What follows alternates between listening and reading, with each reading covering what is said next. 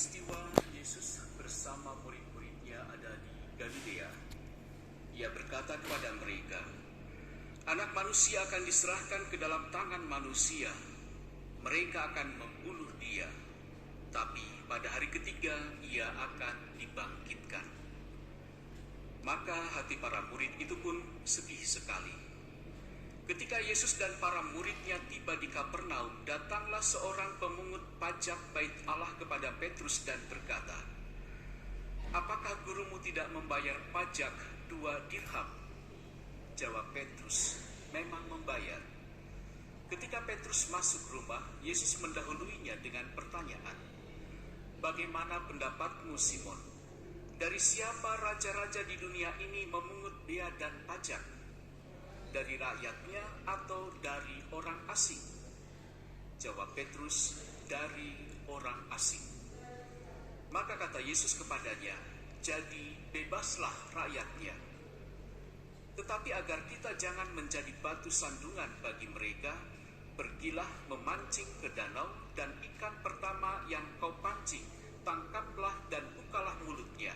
Maka engkau akan menemukan mata uang 4 dirham di dalamnya. Ambillah itu dan bayarlah kepada mereka, bagiku dan bagimu." Demikianlah sabda Tuhan.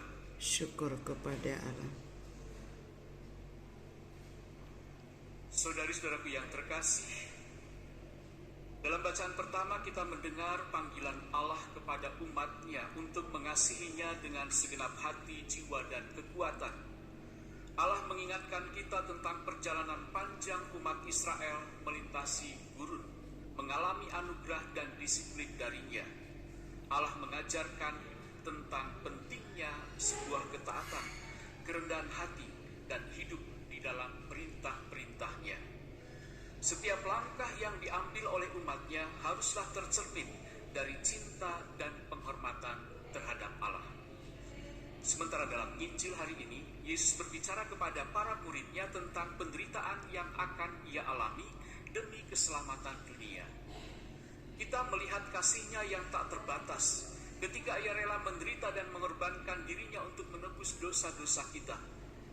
Kristus menunjukkan bahwa mengasihi sesama bukan hanya dalam kata-kata, tetapi juga harus dalam tindakan nyata. Dia memberikan contoh ketika ia membayar pajak untuk dirinya dan Petrus, bukan dengan menggunakan kekuasaannya sebagai anak Allah, tetapi dengan rendah hati mengikuti peraturan yang berlaku saat itu. Para pemungut pajak bait Allah tidak menganggap Yesus sebagai anak Allah, dan mereka tidak menganggap bait Allah sebagai rumah Bapaknya. Mereka menganggap Yesus justru sebagai orang asing.